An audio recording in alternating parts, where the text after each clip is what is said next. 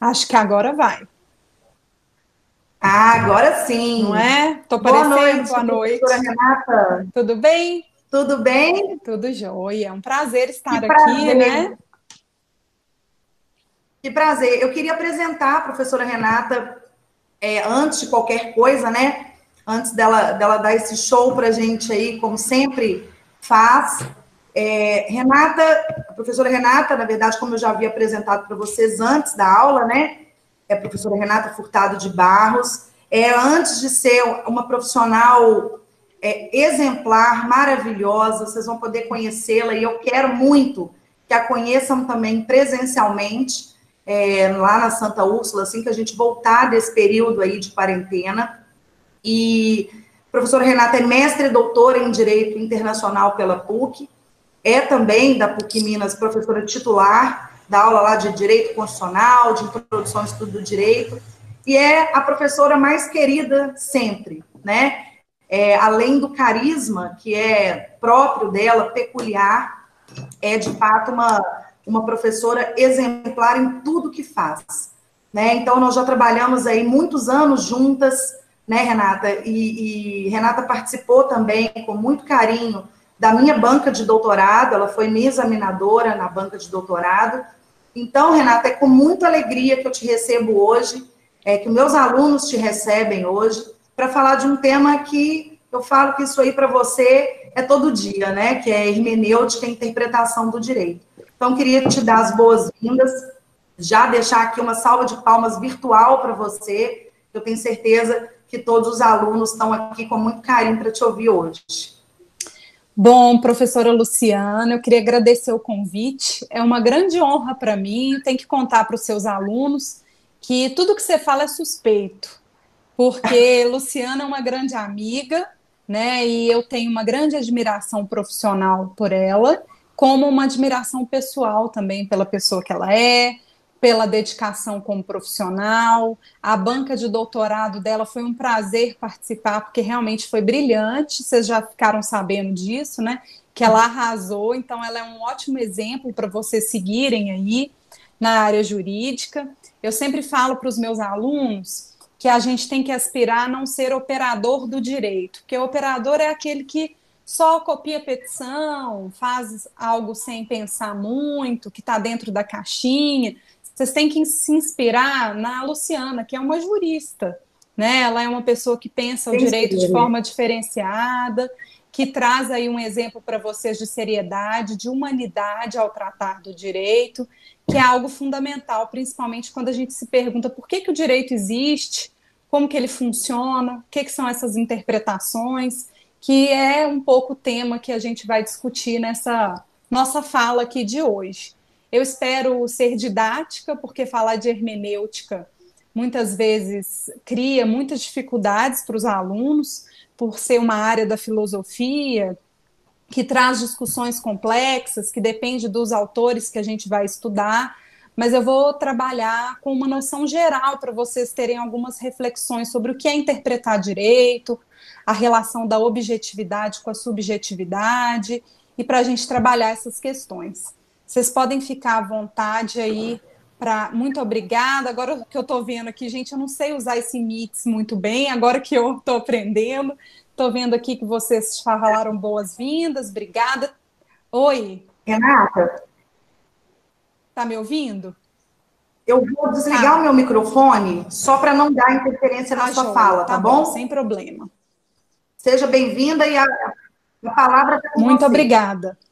Eu queria agradecer, né, todos os alunos que mandaram mensagens aqui de boas-vindas, aos que também estão aqui me ouvindo, me dando atenção. E essa é uma grande responsabilidade falar com a professora Luciana me ouvindo, por causa da capacidade toda que ela tem, principalmente para discutir esse tema, que é um tema extremamente importante para a análise do direito.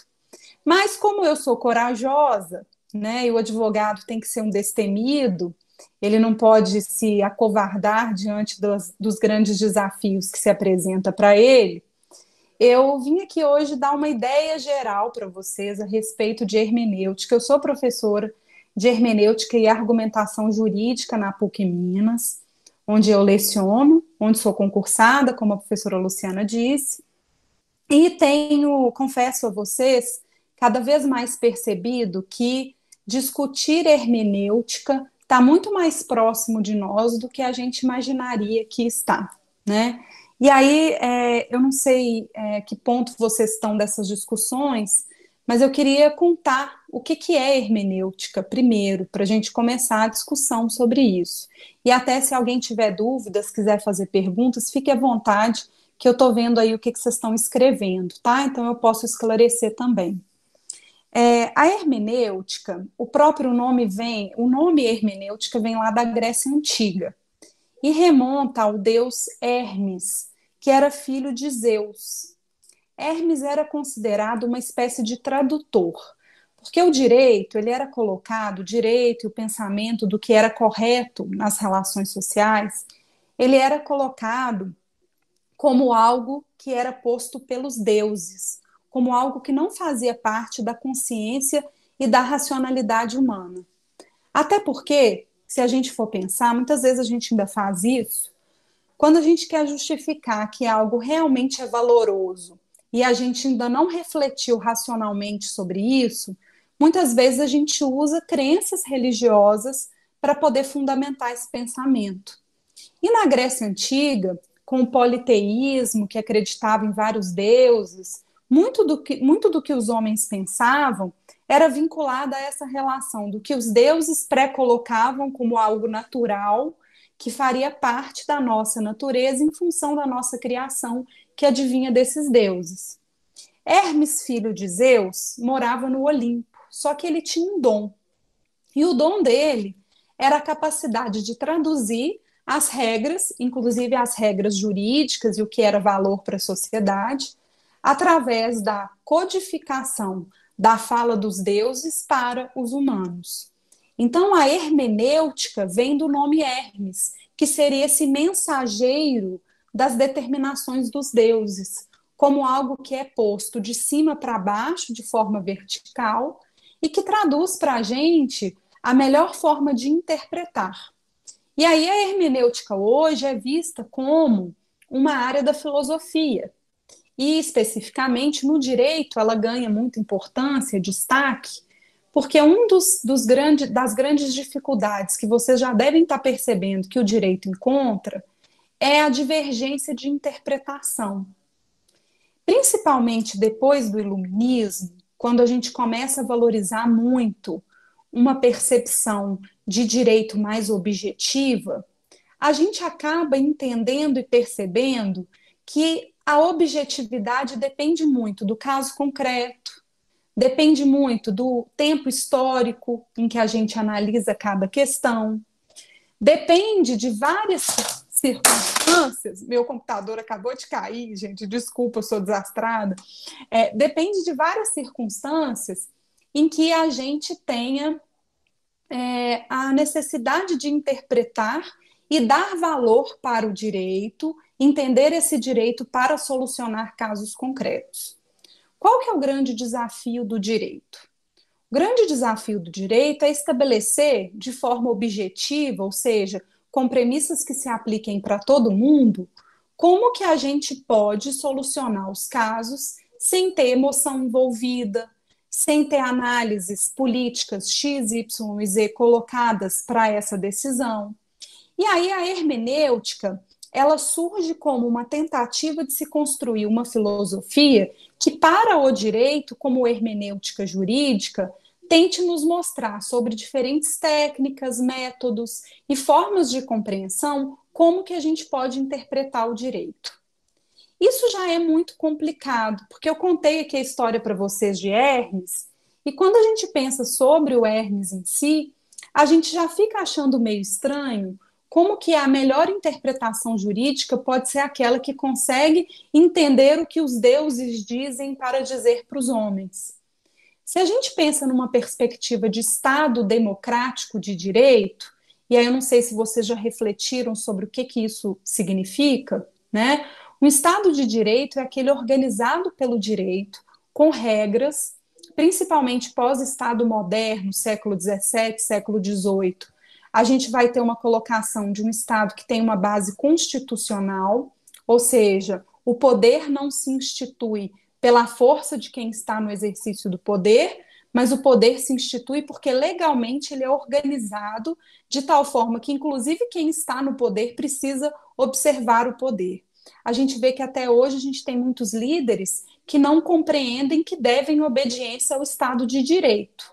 Eu não estou falando nem democracia, mas não compreendem que tem que obedecer à Constituição, que, por exemplo, o que um presidente faz, um rei faz, um primeiro-ministro, um prefeito, um governador, tenha que estar de acordo com aquilo que a própria Constituição e as leis dizem que lhe compete.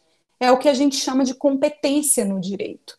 Quando eu discuto quem tem competência, eu estou analisando o que a lei diz e quem a lei diz que deve atuar dentro de determinada situação. Né? Então, por exemplo, se eu quero saber se a conduta do presidente da República está de acordo com a Constituição, eu vou ao artigo 84 da Constituição, porque lá se fala quais são as competências do presidente da República.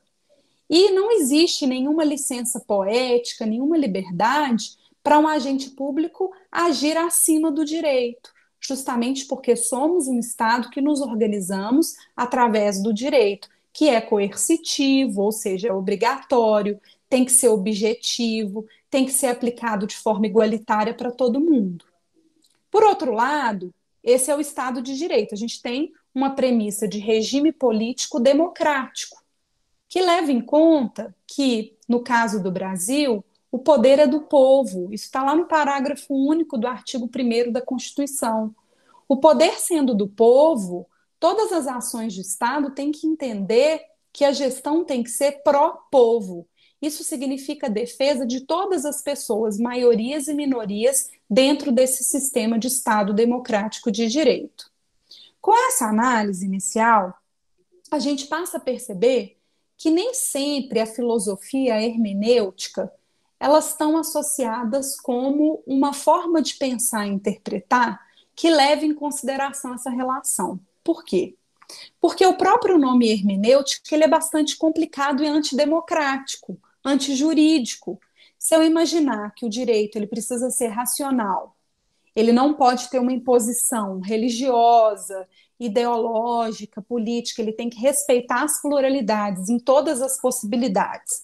E se eu imaginar que falar de hermenêutica jurídica seria estabelecer como acessar o que os deuses pensam, a gente entra num sistema que ainda coloca, muitas vezes, o pensamento de quem está no exercício de poder estar acima de tudo e poder pensar o direito acima das outras pessoas. Nesse sentido, eu não gosto muito, tá, que a gente fale de hermenêutica pensando nessa relação. Eu até falo muito com os meus alunos o seguinte: o que é interpretar para você? Interpretar para você é traduzir? É muito perigoso quando a gente entende que interpretar o direito é traduzir o que o legislador quis dizer, é traduzir o que o juiz quis dizer, porque aquilo que está escrito no direito traz uma possibilidade democrática de interpretação através de um processo judicial no qual, de acordo com a nossa Constituição, o juiz não é mais importante que o autor e o réu. Então, a gente precisa levar em consideração que hoje, por mais que a gente beba nos diferentes autores que nos ajudam com técnicas interpretativas, é muito interessante a gente buscar fugir desse velho hábito que faz a gente pensar assim, mas qual que é a única resposta aceitável? Né? Eu gosto muito de um filósofo, que eu cito ele sempre, a Luciana já deve ter até me visto citar ele, fico com vergonha, tá, Luciana? Porque eu sempre cito ele, que é Humberto Maturana, que não é, eu sempre falo dele, mas porque Humberto Maturana ele é um neurocientista e ele analisa o pensamento humano e como a gente pensa, e ele fala muito que as nossas subjetividades elas vão interferir na nossa interpretação. Então aí, você que está me ouvindo falar, o que é justo para você? Né? Se eu colocar aqui um dilema jurídico, filosófico, eu tenho certeza que eu vou ter respostas diferentes de um senso de justiça colocado por vocês. pode até ser que tenha algum aluno que já tem um pouco mais de conhecimento de normas jurídicas que queira responder fundamentando no Código Civil, no Código Penal, na Constituição. Isso é uma premissa interessante porque a gente vive um sistema normativo que precisa seguir essa dogmática. Só que quando a gente fala sobre a hermenêutica em si, eu gosto muito do que Heidegger vai discutir sobre essa relação. Porque Heidegger vai dizer que muitas vezes aquilo que a gente interpreta de algo diz mais sobre nós mesmos do que sobre o objeto interpretado. Basta a gente imaginar, né? Tem uma charge que tem até num documentário, depois eu mando o link para quem interessar por esse assunto, que fala sobre decolonialidade, visão da história, como que a gente estuda a nossa história, o nosso direito, uma perspectiva ainda muito europeia, né? E é do professor Milton Santos esse documentário. E nesse documentário tem uma charge que mostra, assim, é uma história de um menino, de uma pessoa que chega no jornal e fala assim, olha, acabei de fotografar uma cena que tem que ser noticiada que tem que ser noticiada no jornal.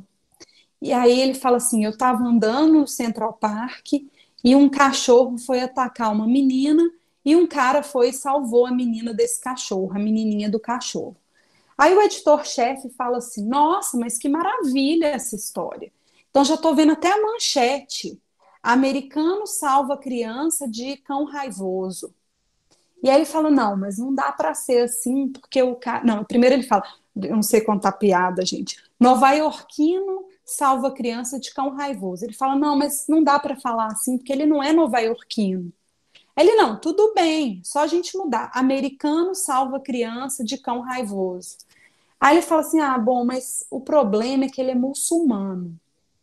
Aí no dia seguinte sai a manchete no jornal. Muçulmano terrorista ataca cão de raça pura no Central Park, né? E é tão interessante a gente pensar sobre isso, como que no próprio jornalismo isso acontece, de terem leituras deturpadas em todos os sentidos que sofrem interferências dessas relações. Fala.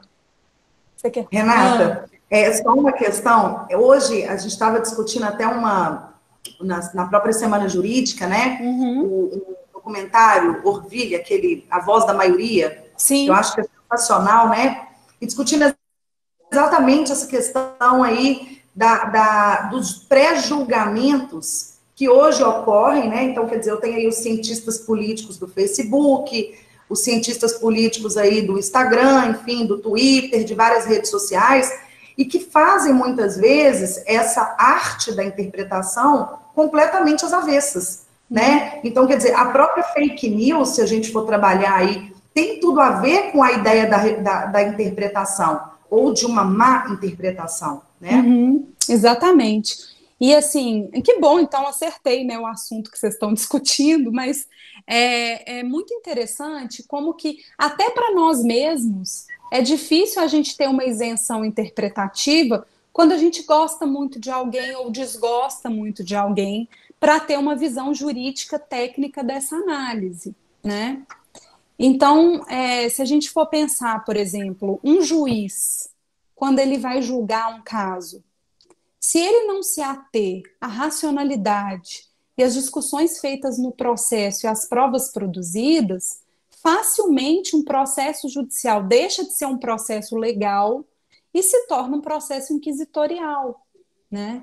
E por isso pensar hermenêutica, gente, é muito importante, porque a hermenêutica vai ser a área do direito que vai ajudar a gente a perceber quais são as diferentes formas de se interpretar e quais são os obstáculos que nós, como seres humanos, enfrentamos para poder entender o direito, né? E aí, um dos grandes desafios que a gente percebe até quando estuda a teoria pura do direito, do Kelsen, vai ser a noção de que a gente quer que o direito seja puro e que ele não entre nessas questões subjetivas, vinculadas a sentimentos, a um historicismo, a relações religiosas, mas a gente não tem como separar o joio do trigo. Inclusive porque, muitas vezes, tudo é importante ao mesmo tempo, né? E o direito, ele é o quê? Quando a gente pensa assim, o que que é o direito? É uma ciência social aplicada.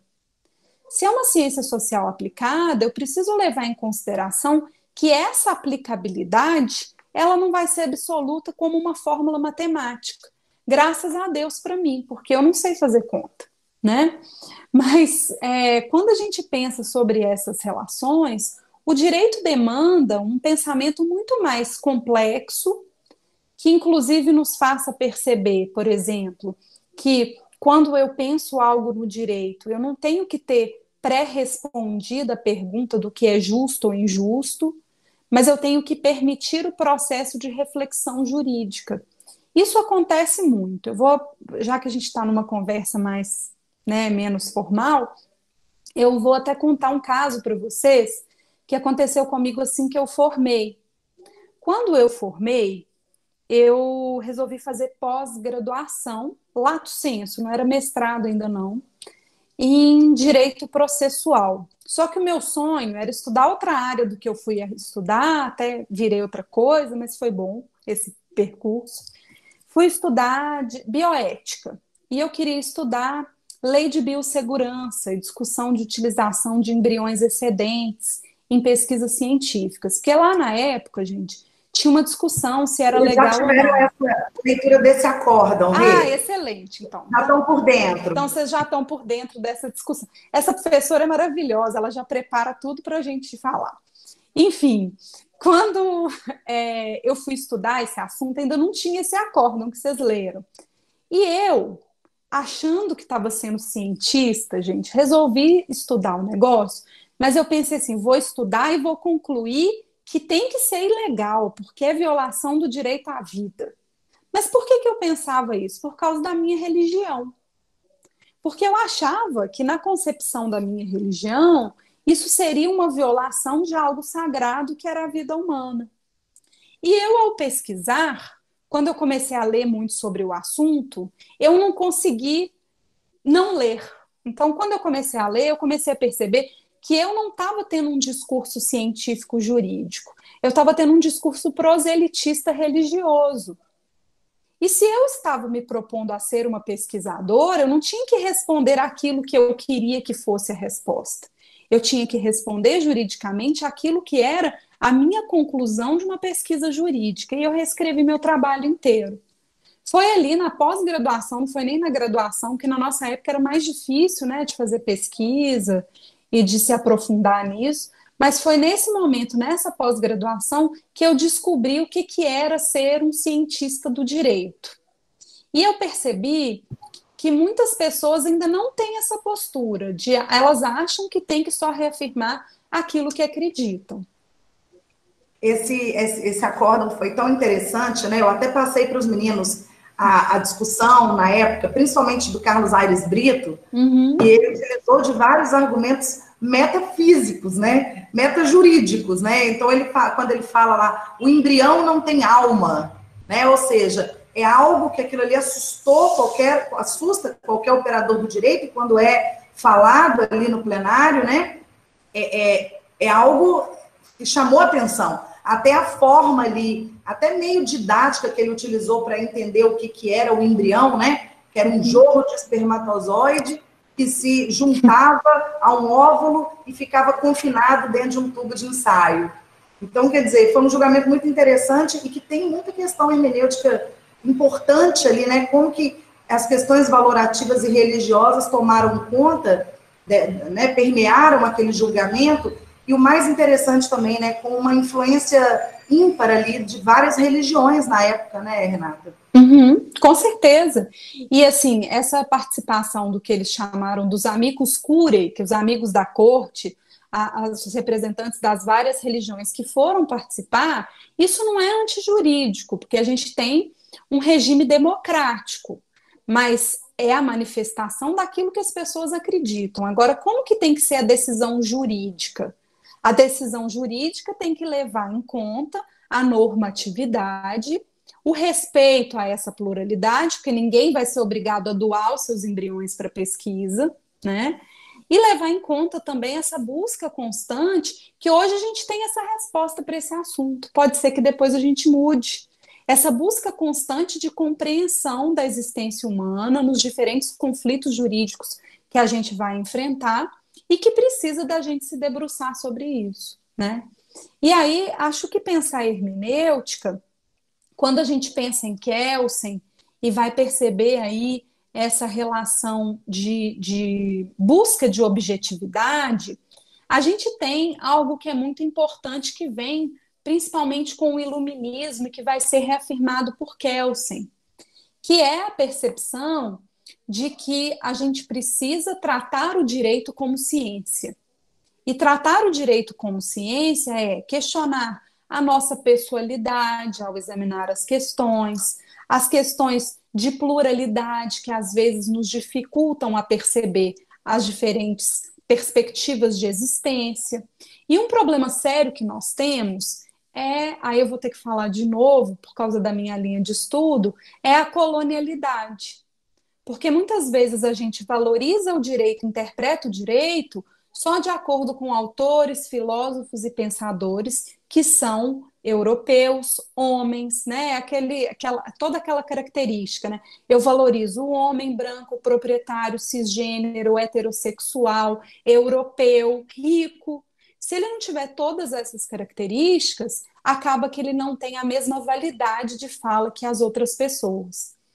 Então, quando a gente pensa hermenêutica, vocês vão estudar várias estruturas de forma de pensar, estrutura circular de pensamento, estrutura de diálogo, mas acho que a grande questão do direito é a gente conhecer na hermenêutica as diferentes teorias que tentam explicar aí a relação jurídica para trazer uma melhor resposta para nós cada vez que a gente tente chegar em uma conclusão sobre o direito. Então, uma das teorias que muitas pessoas gostam dela e que inicialmente vão achar que é a melhor resposta, vem com a chamada escola da exegese, que é a escola filosófica racionalista do final do século XVII, século XVIII, início do século XVIII. A escola da exegese, ela busca o quê? Segurança jurídica. E aí, quando a gente fala em segurança jurídica, essa segurança se coloca muito com um pensamento voltado para a análise de que, quando eu penso o direito, eu preciso ter certeza das respostas que me serão colocadas. E aí, as pessoas que vão defender esse pensamento, os autores que são dessa escola da exegese, eles acabam sendo muito voltados para um culto ao legalismo, né? Então, o que eles são? A gente chama eles até do movimento de fetichismo legal, de fetiche mesmo, porque eles são loucos pela legalidade. Esse movimento de fetichismo legal vai fazer com que as pessoas que interpretam desse jeito, eles vão querer achar e reviver, fazer os passos de quem elaborou a norma. Seria mais ou menos se a gente pegasse um artigo de lei e quisesse interpretar aquele artigo, que a gente fizesse uma tentativa de pensar o direito de acordo com o legislador, de como pensou o legislador quando escreveu o direito. Isso é muito interessante, é um exercício muito importante, inclusive histórico, né? A gente pensar assim, por que que o direito foi elaborado dessa forma? Por que que o direito foi construído dessa forma? O que que o legislador queria quando criou essa lei? Mas isso não pode nos limitar a fazer com que o direito ganhe a sua própria vida. Eu não tenho que ficar pensando assim, o que que ele quis dizer com isso? E eu só posso dizer o que ele quis dizer? Não. O direito é democrático. Uma vez posta a norma jurídica, né, aquela norma imperativa, abstrata, a nossa capacidade de interpretação e aplicação no caso concreto, ela é livre. Então, a gente tem a possibilidade total de fazer aí essa análise. E aí é interessante, porque eu não estou dizendo que a gente vai julgar fora tal fetichismo jurídico, porque, evidentemente, num sistema normativo, a gente tem como base a análise das normas jurídicas. Mas eu não tenho só a norma per si, ela sozinha, sendo interpretada de forma obtusa. Eu tenho todo um ordenamento jurídico, aí com a outra teoria do ordenamento jurídico, que me faz precisar interpretar esse direito dentro de um contexto hierárquico, de acordo com um caso concreto. E hoje as questões vão além do Estado, inclusive, porque eu preciso levar em conta as questões das relações internacionais de proteção dos direitos do homem e os tratados internacionais ratificados pelo Brasil, que vão também fazer parte desse sistema. Então, acho que a gente tem várias escolas que vão falar, e tem a escola do livre direito, que eu posso interpretar do jeito que eu quiser. Eu não vou ficar falando de todas as escolas aqui para vocês, né? Mas uma grande escola que é muito estudada, principalmente no início do curso, é a escola do positivismo jurídico de Kelsen. E aí Kelsen vai dizer, para tentar determinar como deve ser feita essa interpretação, que a gente tem um sistema piramidal. E no topo dessa pirâmide, a gente teria a chamada norma hipotética fundamental, que não está escrita em lugar nenhum, mas que faria parte de uma percepção do que é justo, correto e que seria a base da instituição do direito positivado. Depois vem o constitucionalismo, que cada estado passa a ter constituições escritas, a maioria deles, alguns ainda não, mas vão ter constituições escritas que vão positivar, vão escrever aquilo que parece fundamental. Normas organizacionais, direitos e garantias fundamentais, estrutura econômica do Estado, que lá no direito constitucional vocês vão chamar isso de normas materialmente constitucionais, que são aquelas normas básicas de se fazer um Estado. Eu gosto de falar de uma forma bastante simples para os alunos entenderem, quando eu começo a dar aula de direito constitucional, que as normas básicas, essas normas primárias, elas seriam como se fossem os ingredientes básicos de se fazer um bolo. Então, eu tenho farinha, eu tenho açúcar, eu tenho manteiga, ovos e pronto. Se eu quero colocar chocolate, sei lá, o que mais? Jujuba para enfeitar, brigadeiro. Isso não é fundamental, isso não faz parte do que é norma primária, que seria necessário, e só as constituições que são prolixas, que são muito longas, como é o caso da brasileira, vão fazer um bolo enfeitado demais. E eu acho que vocês conseguem entender a metáfora que eu estou usando aí, né? Mas o sistema de Kelsen, ele vai falar para a gente que dentro da interpretação da norma, a gente tem o que ele chama de moldura interpretativa. E essa discussão na hermenêutica é muito interessante. Por quê? Porque eu tenho a norma posta, que vocês já devem ter visto que tem que ser objetiva, imperativa, coercitiva. Caso seja desobedecida, eu vou ter uma sanção, né? Então, dentro das possíveis interpretações, eu tenho que me ater àquilo que é possível dentro dessa moldura interpretativa. Evidentemente que não tem uma única interpretação possível. Até porque, gente, a gente tem um problema sério que é o seguinte: a gente pensa o direito só no direito material. Eu preciso perceber o direito também como direito processual. O processo judicial, a participação das partes, as provas produzidas, vão ser a circunstância fundamental na hora da interpretação.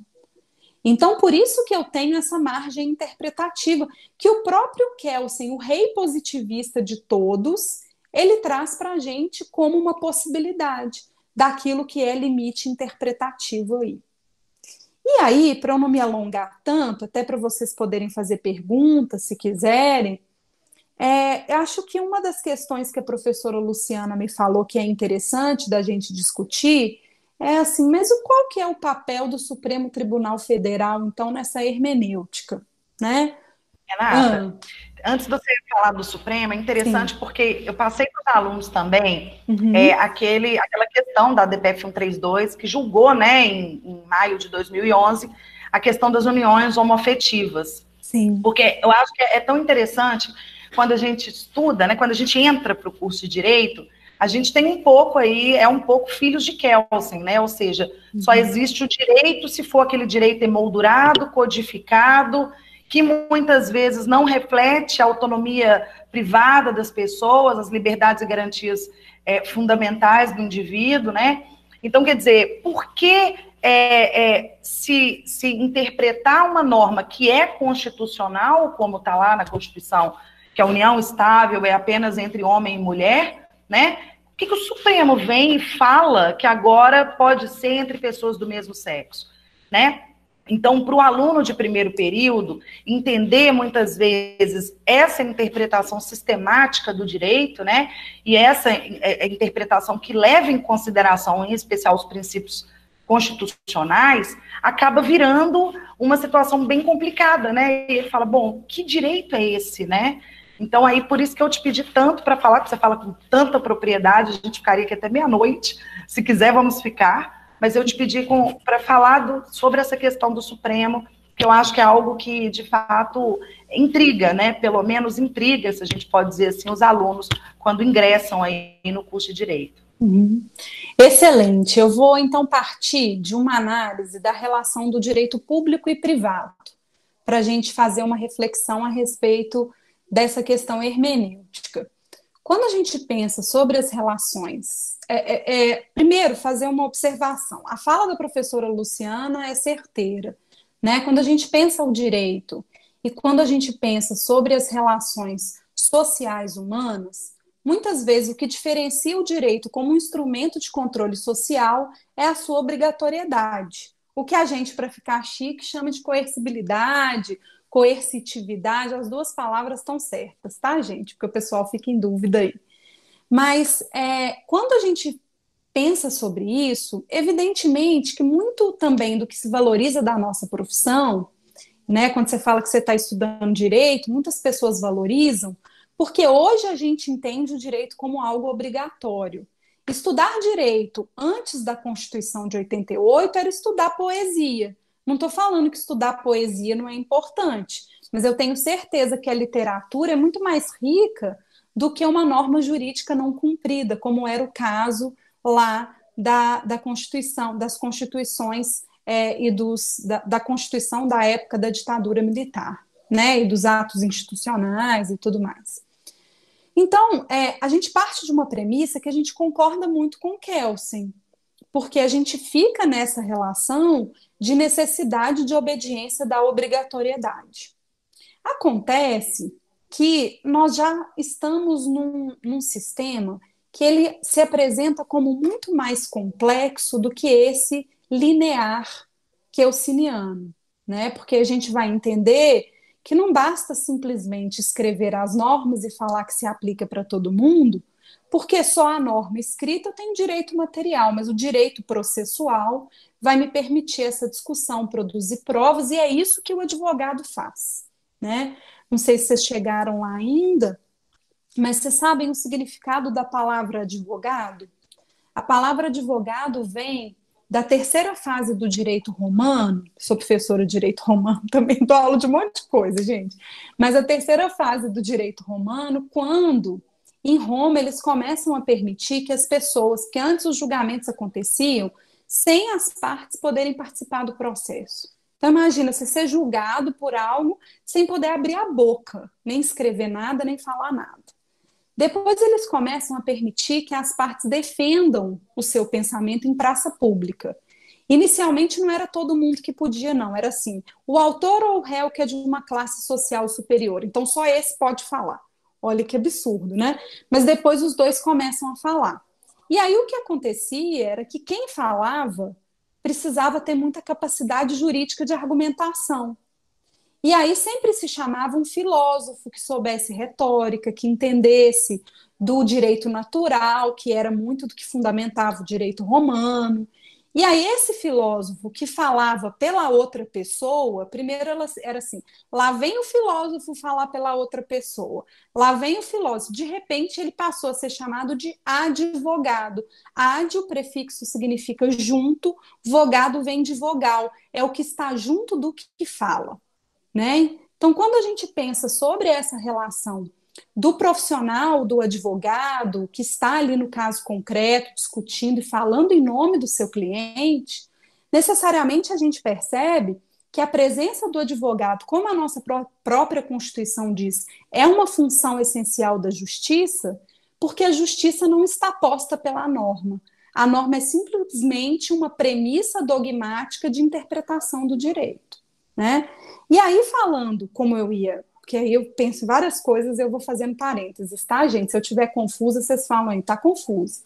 Mas quando a gente pensa sobre as relações, por exemplo, da questão de casais homoafetivos, que vocês estudaram, é muito interessante pensar que essa questão, acho que o que eu tenho sofrido hoje, quando eu interpreto o direito, é que eu acho que as pessoas que estão na gestão pública e o povo brasileiro não sabe a diferença do que é público e privado. Então, o que é de gestão pública que demandaria uma atuação de proteção aí e de efetivação de direitos de uma forma mais ativa, as pessoas tratam de forma privada. Por exemplo, acesso à saúde. Por exemplo, uma situação dessa que a gente está passando de pandemia, e os governos falarem que não tem nada com isso, que as pessoas têm que lutar para poder trabalhar, ao invés de efetivamente proteger a vida dessas pessoas. A conta a ser paga é pelo ente público nesse caso, porque a gente está numa situação extraordinária. Isso não é comunismo, isso é neoliberalismo. O neoliberalismo, que é a evolução do liberalismo, ele percebe a noção de liberdade e de possibilidade de todos atuarem enquanto for possível, e quando não é possível, ele vai lá e ajuda, o Estado ajuda. Só que quando é para ajudar o banco, para não quebrar e não atrapalhar a economia, as pessoas aplaudem. Quando é para ajudar o povo a comer e sobreviver, as pessoas criticam, principalmente se não fazem parte desse grupo. Porque, infelizmente, gente, o problema, eu falo isso para os meus alunos, tenho alunos de primeiro período, muitos, dou muita aula para o primeiro período, e eu falo para eles assim, não dá para contar com bom senso. É necessário a gente ter essa reflexão, porque não dá para contar com bom senso. E aí, nas relações de direito público, o que eu posso esperar? A relação de Estado, ela tem que ser voltada para uma premissa de legalidade estrita, que é o que eu disse. O que os entes públicos podem fazer? Somente aquilo que a lei permite. Porque se eles tiverem liberdade para fazer o que quiserem, eles têm muito poder, eles passam por cima da gente. Agora, numa relação de direito privado, como essa discussão sobre a questão afetiva familiar das relações homoafetivas, eu não estou tratando algo que é de interesse público. Eu estou tratando algo que é de liberdade privada.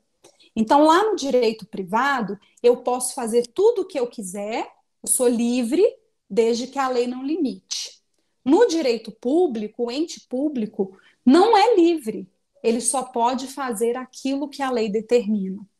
Quando a gente entende essa distinção para interpretar o direito, as coisas começam a ficar mais clarevidentes, inclusive na percepção de que nem tudo é preto e branco, que a gente deve perceber e precisa dessa discussão, inclusive que vincule responsabilidades diferentes num nível privado, num nível público e nas diferentes percepções jurídicas, justamente por causa dessas dificuldades. Aí qual que é o problema do Supremo Tribunal Federal, né? O problema é que a nossa Constituição, o problema e a solução ao mesmo tempo, mas a gente vive hoje um neoconstitucionalismo exacerbado, né? O que é o neoconstitucionalismo? Neo, gente, sempre significa novo, o novo constitucionalismo. Quando veio o constitucionalismo, que não era novo, era velho, o que ele falava? Vamos fazer uma Constituição para limitar o poder do Estado, para determinar direitos fundamentais para as pessoas e permitir liberdades. Então, ali eu tenho instituição de direitos de primeira, segunda, terceira dimensão, mas especialmente de primeira dimensão, que são os direitos individuais. E uma noção de que o Estado, em certos momentos, ele tem que se abster para permitir a nossa liberdade. Nem sempre isso deu certo, mas a ideologia era essa. E aí o que começou a se perceber é que o Estado ele pegava o próprio poder imbuído para ele, né, que era colocado para ele, e muitas vezes ele abusava desse poder. E aí vai se perceber, como aconteceu no Brasil e em vários países do mundo, ditaduras executivas, ditaduras do poder executivo. né, reis, presidentes, primeiros ministros, que estabeleciam regras de que eles falavam quase como se fosse um rei sol, né? O Estado sou eu, quem manda sou eu, estou acima da Constituição, eu faço o que eu quiser. E por causa disso, por causa dessa não obediência à norma jurídica, à Constituição, passou a se ter uma premissa de que, principalmente lá nos Estados Unidos, quando os Estados Unidos se tornam, as 13 colônias inglesas se tornam independentes, eles vão estruturar um Estado com as bases do pensamento de Montesquieu, que diz que a gente só pode ter liberdade num Estado se eu tiver a divisão do poder em três, em executivo, legislativo e judiciário. Porque se esse poder estiver concentrado nas mãos de uma única pessoa, já vou te responder, Glaudson. Quando a gente tem o poder nas mãos de uma única pessoa, imagine se o presidente fizesse a lei, executasse a lei e ainda julgasse quando a lei fosse violada. Dificilmente a gente teria direito, porque seria uma mesma pessoa fazendo tudo o que quisesse, né? O Glaudson Cavalcante perguntou aqui: esse constitucionalismo tem a ver com constitucionalismo abusivo ou hiperpresidencialismo? Sim, aí muitas vezes, Glaucio, eu acho que as pessoas, quando falam assim, constitucionalismo abusivo ou hiperpresidencialismo, eles estão dourando a pílula, sabe? Porque eu não tenho constitucionalismo real quando eu tenho abuso de poder. Para eu ter um real constitucionalismo, eu tenho que ter obediência à Constituição. Agora, é evidente que se um Estado ele já foi criado para instituir poder para uma única pessoa, a própria Constituição já concentra esse poder. Você consegue lembrar um exemplo disso, Glaudson? A Constituição de 1824, que foi a primeira Constituição brasileira, a Constituição Imperial, ela tinha poder moderador. Exatamente, a Constituição de 24. Ela tinha poder moderador, por quê? Porque Dom Pedro I mandou fazer uma Assembleia Nacional Constituinte, fazer a Constituição, e aí depois que dividiu o poder, ele falou, não quero isso não, eu quero poder concentrado em mim. E naquele momento, até Dom João VI, quando voltou para Portugal, ele teve que aceitar a Constituição que foi imposta para ele na Revolução dos Portos. E Dom Pedro I faz uma independência truncada aqui, né? Eu gravei uma aula hoje para os meus alunos sobre a independência do Brasil, que eu dou aula de História e Direito Brasileiro também, mas fala que e foi isso mesmo, porque Dom João VI falou assim, olha, se você não colocar a coroa, outro vai colocar. Então fica aí, meu filho, coloca essa coroa para manter o poder nas nossas mãos. Quando vem aí a gente se torna independente, entre aspas, né? Porque é pouco independente, 1822. Em 1824, ele cancela todos os estudos de construção de uma Constituição democrática e vem com a Constituição que estabelece um poder moderador. Só que aí depois, o que acaba acontecendo no Brasil, em que em 1891 a gente vai ter a segunda Constituição, que é a Constituição que advém da proclamação da República. E essa Constituição, ela traz para a gente uma percepção de respeito maior a essa divisão de poder, porque a gente copia a Constituição dos Estados Unidos. É nesse momento que Rui Barbosa, ao elaborar a nossa Constituição, ele até muda o nome do Brasil, a gente passa a ser Estados Unidos do Brasil.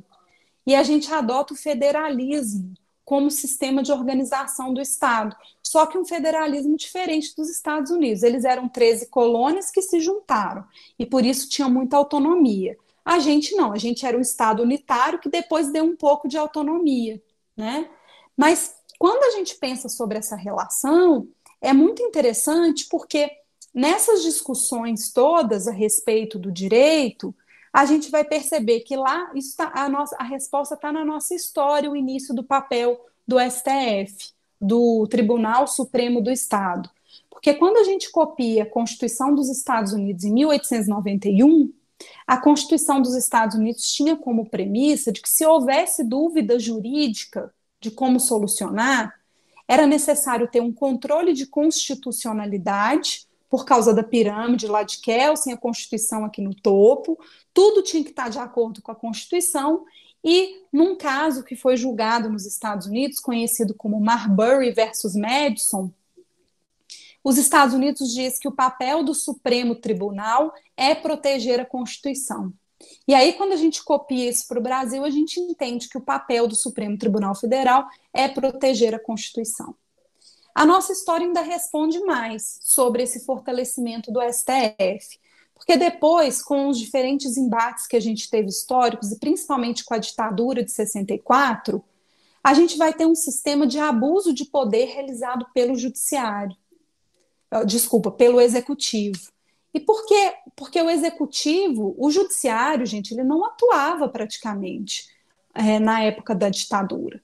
Tanto que juízes recebiam tão pouco que ninguém queria ser juiz. Poucos tinham a coragem de ser juízes e muitos deles eram juízes porque não tinham alternativa, né? O meu avô mesmo, ele era advogado nessa época e ele contava, porque ele faleceu, mas ele contava que os juízes eram aqueles que não tinham condição intelectual de serem advogados por causa dessa dificuldade. Evidentemente que a gente tem algumas exceções que são muito honrosas, mas por quê? Eu não tenho valorização do direito e do profissional do direito num sistema que não obedece o direito.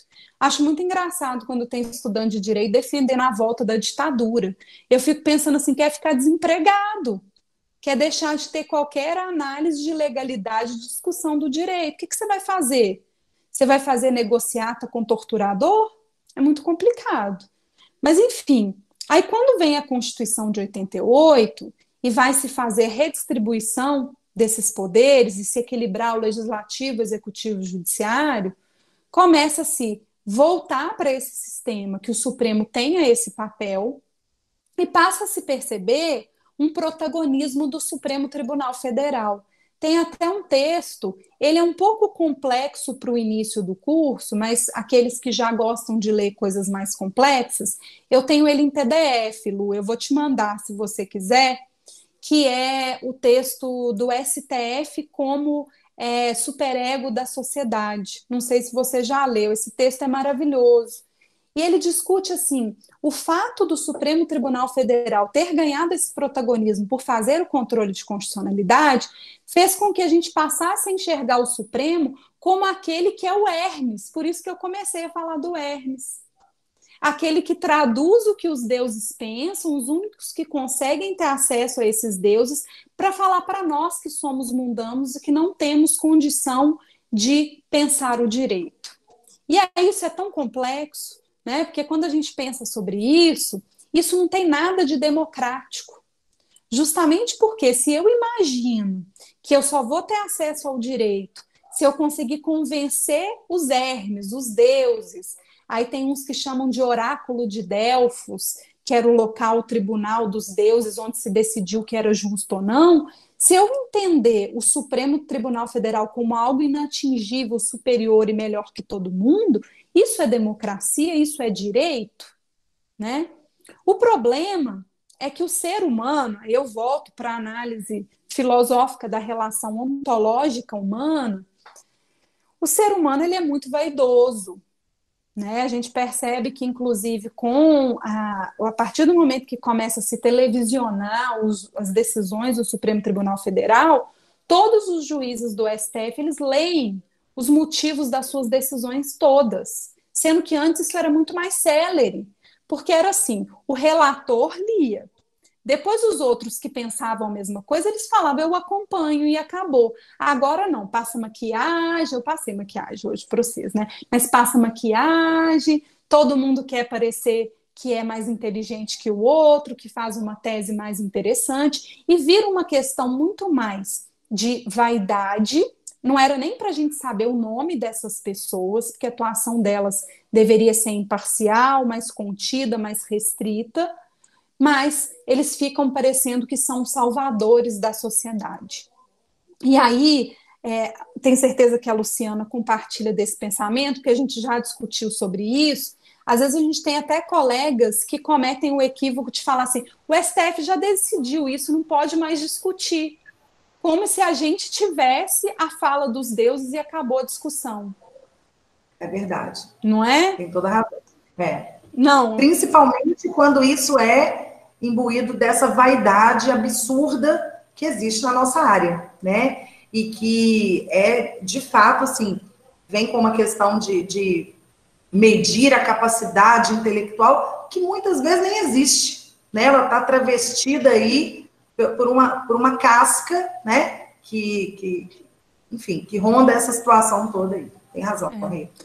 A própria história mostra para a gente que os grandes intelectuais, os grandes artistas, nunca são reconhecidos no seu próprio tempo histórico, né? Porque eles estão muito além do tempo. E acho que estudar direito, se dedicar a esse pensamento, é inclusive perceber que não tem ninguém melhor que nós mesmos para pensarmos o direito. Evidentemente, a gente tendo essa postura técnica, científica, e aí um convite que eu faço aos meus alunos, que eu gostaria de fazer aos seus, é que a gente sempre que estude direito, faça uma autorreflexão sobre os motivos da gente estar defendendo determinado pensamento jurídico. Se coloca no espelho e pensa assim, por que eu estou defendendo isso? É por causa de experiências pessoais? Se for, não tem validade. É por causa da minha própria religião? Às vezes, gente, de boas intenções, o inferno está cheio. Às vezes a gente acha que as nossas escolhas são as melhores e por isso a gente as fez.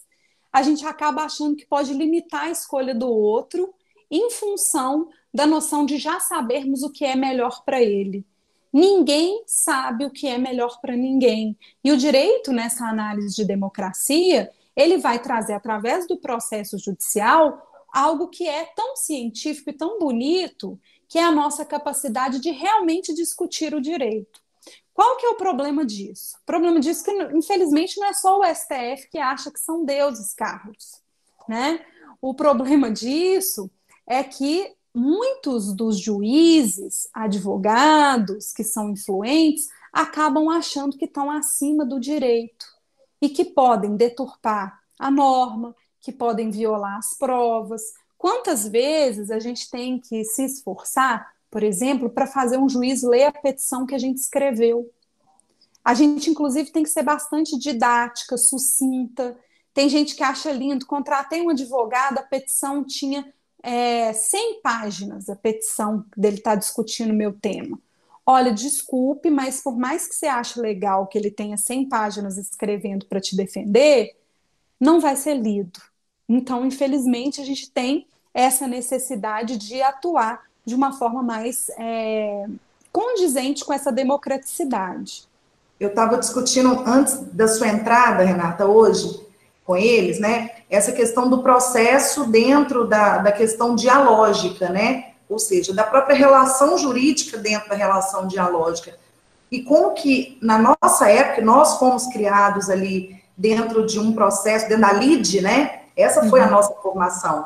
Infelizmente, hoje eles estão tendo a oportunidade de conhecer exatamente a possibilidade do direito dialógico com os métodos de solução de conflitos.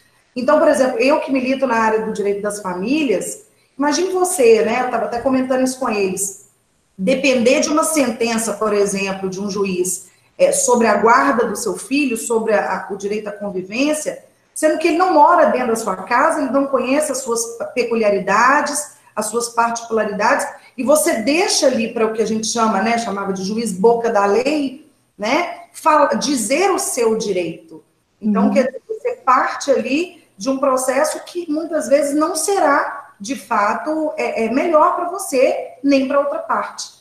Então, eu acredito que essa relação dialógica, ela vem sendo construída até para se evitar, né, que a gente entregue com tanta propriedade aí nas mãos desses juízes, né, na verdade, essa possibilidade de dizer o seu direito, né? Com certeza. É tão difícil porque muitas vezes até a prática, o juiz está tão acostumado a ver os casos que ele acha que ele já tem a decisão pronta. Ele já até fala para o estagiário, pega o modelo tal, que essa sentença é a sentença tal. Então, para nós advogados, muitas vezes o exercício profissional demanda transpor essa barreira como que eu vou dizer de forma educada? Da falta de compromisso com o devido processo legal. Fui educada, né? Da falta de compromisso com o devido processo legal. Mas que é realmente, eu diria mediocridade, para ser um pouco menos educada, mas que é a noção de que muitas vezes a pessoa acha que está tão acostumada a ver aquilo que vira algo burocrático e se esquece que está se decidindo a vida de alguém.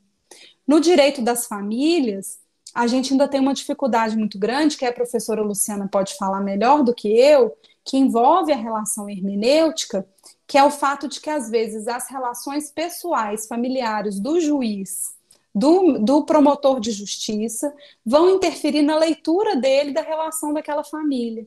E nós, como advogados, temos que ter esse cuidado também de realmente ouvirmos o nosso cliente para podermos identificar aquilo que está acontecendo. Caso contrário, a gente também pode ser um instrumento de opressão, né, nessa relação judicial.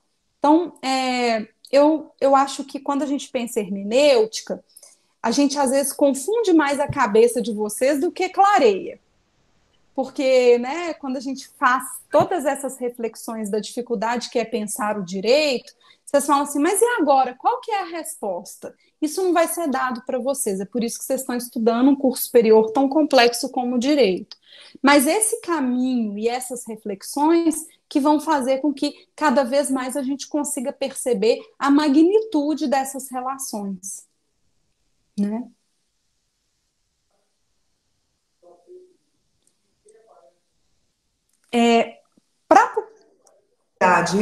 E quando você fala aí, né, num pensamento aí mais, como é que eu poderia falar, mais maduro, né, em se pensar o direito, eu acho que é exatamente, né, para sair da mediocridade. E isso eu falo, eu sempre falo isso com os alunos, né? Então, quer dizer, é uma forma de pensar, de fato, eu acho que muito mais madura, né? E que faz, e isso não somos nós, professores de introdução ao estudo do direito, que vamos ensinar aí num primeiro período o que é a ciência do direito. Essa foi uma das primeiras questões que eu tratei com os alunos, numa das primeiras aulas, ainda contei para ele que na minha primeira aula do doutorado, na aula até do professor Lênin Streck, o tema da aula, do semestre inteiro, foi o que é a ciência do questão, como é complexo, né? Uhum. Então, mesmo com tantos anos aí de estudos, a gente ainda tem essa dificuldade em entender, né, o que é essa ciência tão complexa e que carece aí de estudos de uma forma aí contínua, né? E assim, excelente. Quando a gente pensa sobre essas relações, uma pergunta que eu queria deixar para a gente finalizar as nossas reflexões para os alunos é: por que você está estudando direito? Quando a gente pergunta isso no primeiro período, às vezes o aluno pensa assim, o professor está me enrolando, ele está querendo saber o que eu quero profissionalmente, e aí, gente, eu não conheço ninguém, tá? Mas tem sempre aquele aluno que fala assim, o que você quer do direito? Aí a pessoa fala, eu quero concurso. Às vezes você pergunta, o que você quer ser? Eu quero ser concurso. Isso não é legal, não, gente. Mas, infelizmente, essa noção de profissionalização do ensino, que às vezes a gente acha que está estudando só para ter a sobrevivência, isso é muito digno. Mas achar que eu estudo direito ou qualquer área somente para ter dinheiro em troca, faz com que às vezes eu me torne um profissional medíocre. Então, a resposta quanto mais eu reflito sobre isso, mais eu imagino que a resposta tenha que ser para contribuir com a sociedade em que eu vivo, para construir um mundo melhor. Eu sei que isso parece algo muito pueril, mas quantas pessoas têm que trabalhar todo dia para a gente poder ter essa possibilidade de discussão aqui? Quantas pessoas são privilegiadas para terem acesso a um ensino remoto com discussões mais profundas a respeito do direito, com pessoas que realmente querem se aprofundar, né?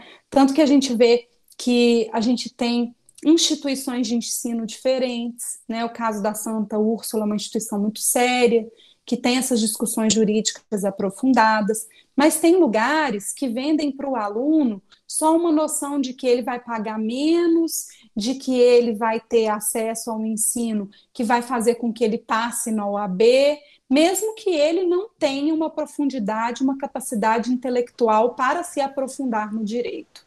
Né? Então, eu peço que a gente pense sobre essa necessidade de devolver para o mundo aquilo que estamos tendo aqui, numa relação de privilégio de ensino. E peço também que vocês, mesmo quando já estiverem ganhando salários bons, passado em concursos, sejam juízes, se estiverem lá no Supremo Tribunal Federal, não passem a achar que são donos da justiça, são esses Hermes que vão colocar para a gente o que deve ser posto. Nunca desmereça o processo judicial.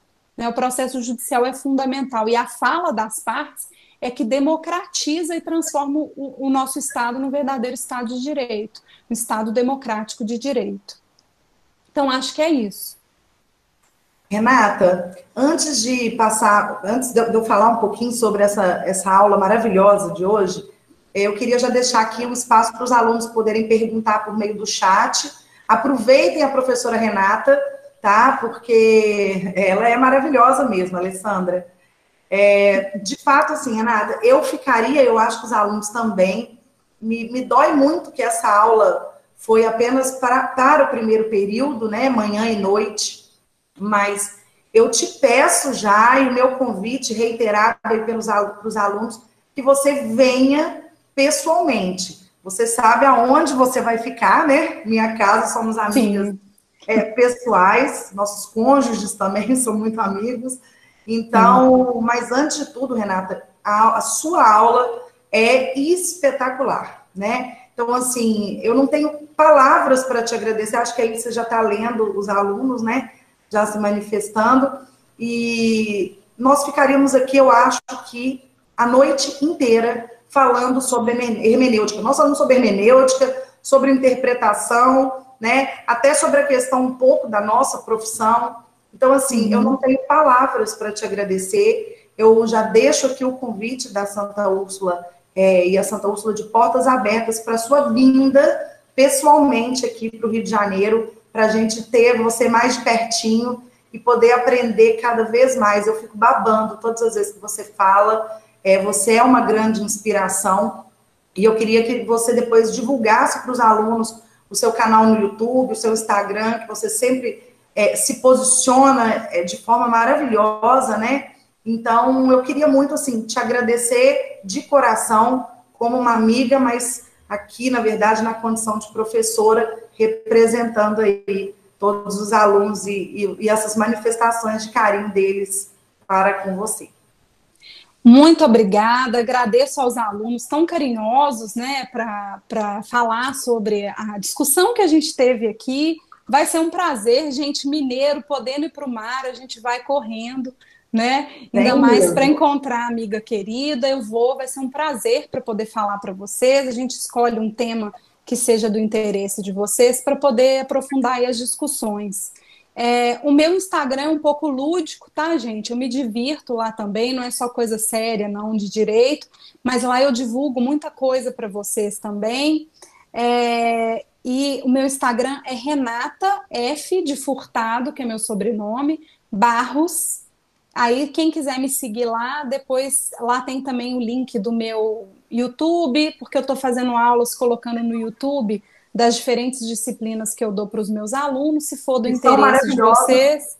Mais ou menos, eu ser suspeita para falá-lo, mas foi muito gostoso estar aqui com vocês, refletir o direito desse jeito.